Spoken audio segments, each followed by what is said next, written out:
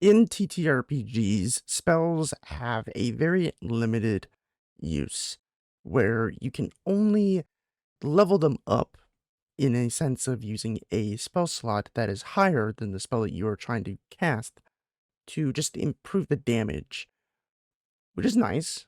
It's always nice to have more damage, but that's all you can really do with the improvement of a use of a spell slot. You can't really do much else when it comes to that kind of thing. You can't improve the size of the spell, you can't improve the utility of the spell, you can't do a lot with a spell slot. It just I wish it did more. I wish these TTRPGs did more when it comes to using spell slots in the spell slot system. It's just so unfortunate because a lot of these spells are copied and pasted at different levels because the developers don't want to be creative in creating a new spell, because they don't want players to wait for the stronger spell. They want to give a crappy lower level version.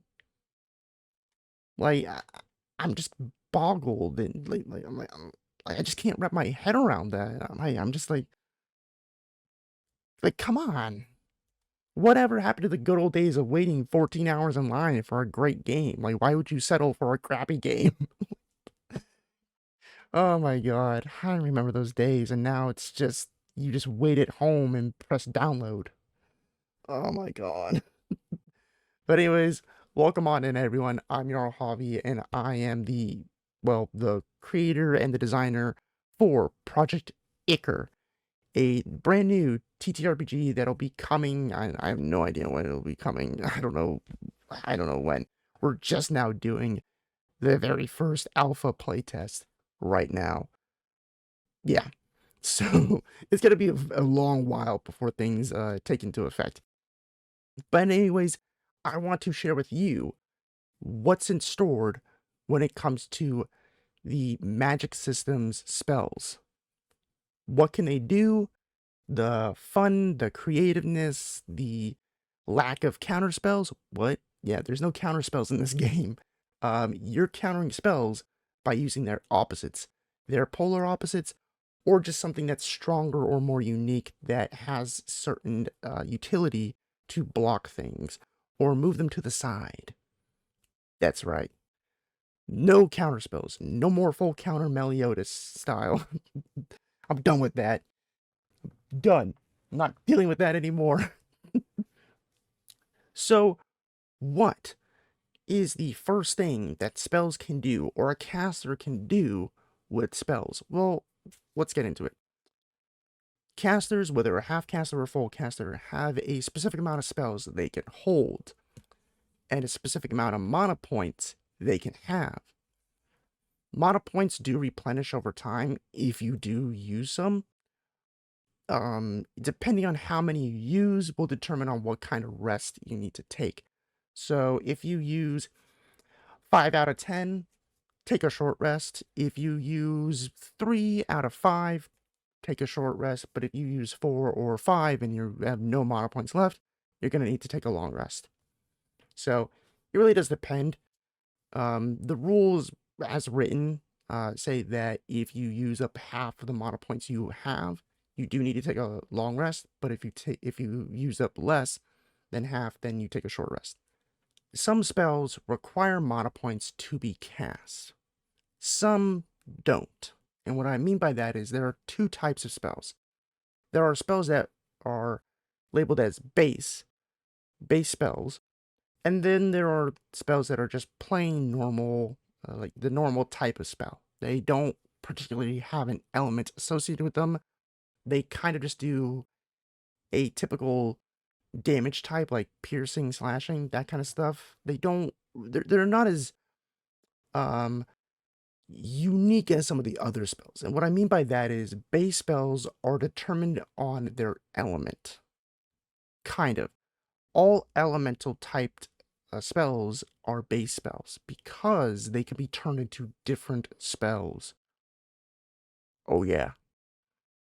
So each element, like fire, ice, water, lightning, wind, uh, geo, uh, light, darkness, acid, poison. They're all elements, which means they all have a base spell that'll then be magnified into a different spell. Oh, yeah. Now, not all spells can be magnified. Magnification, to magnify a spell, that's only specific and reserved for base spells. Plain spells cannot go through magnification. They can't. But, but, both spell types can be empowered. Now, not all spells can be empowered, but both spell types can be empowered. It's not a specific thing to one or the other. Now, base spells, the base spell for the fire spell group, that one is called Ember. When you use one mana point, you can turn that spell into one of 6 different spells. Oh, yeah. This is where the fun really, truly explodes into. I'm sorry I butchered that quote, and I'm so happy I did. But anyways, you will really have more spells than you think. If you plan it that way. You don't have to, but if you want to, go for it. If you use a mana point to magnify Ember, you have roughly 6 options to choose from. Later on, you'll have less options because the higher you go in magnify, the stronger these spells are.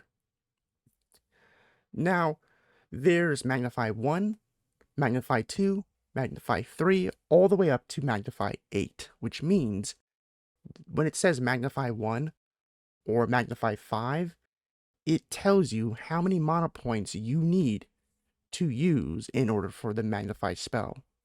It says right in the thing, Magnify 1, Magnify 5. 5 mana points or 1 mana point. Plain spells, again, like I said, they don't require a mana point to cast, versus a magnify spell, they do. But when they call for an empowerment or empower, that is when they require a mana point usage. And those will be set as well. Like 1, 2, 5, 8, 10 even, more than 10. The max amount of mana points any full caster has is 16. Sorcerer, they do get an extra mana point, so they will get it bumped up to 17. And the max amount of spells anyone can have is 20. But you are able to get spell scrolls and items that hold spells in them, and if you have base spells, then you already have more than 20. So, really, there's actually no spell cap in this game. It's kind of like in D&D where you can have spell scrolls at the ready. So, yeah. Or in Pathfinder, you can have spell scrolls and spells that you've picked. Like, go figure. It's almost as if that rule is kind of just lame. Now, another thing that spells do, because I did say that there are no full counter Meliodas spells, or a minor counter spell, or even Dispel. Yeah, Dispel does not work. It's not existent in this game. And let me kind of break it down to you in like this sense.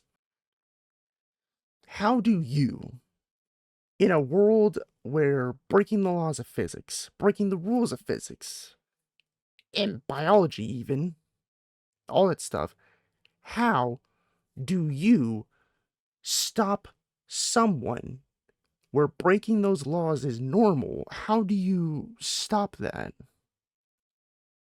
Do you see what I mean? Like, how do you, who can break those laws of physics by having fire in your hands that doesn't burn you and just producing them without matches, wood, you name it, and then go over, look at someone else and be like, ah, you can't do that.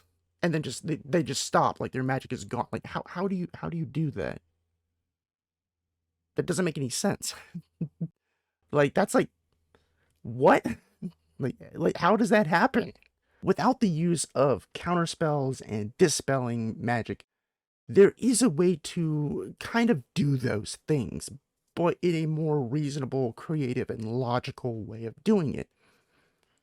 The way that you do that is using the opposite of the spell that you are trying to get rid of or to diminish in a way.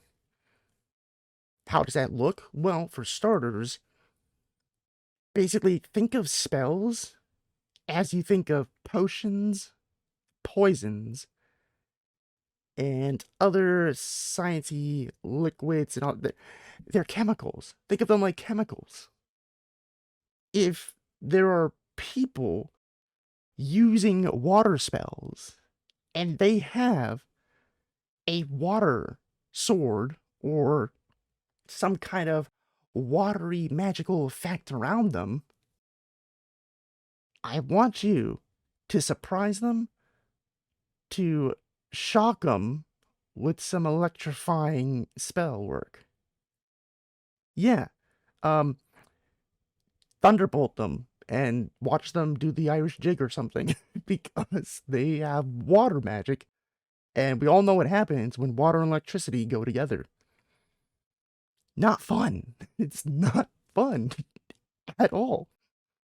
The same thing what happens when a noxious cloud is around something and there's a fuse of some kind.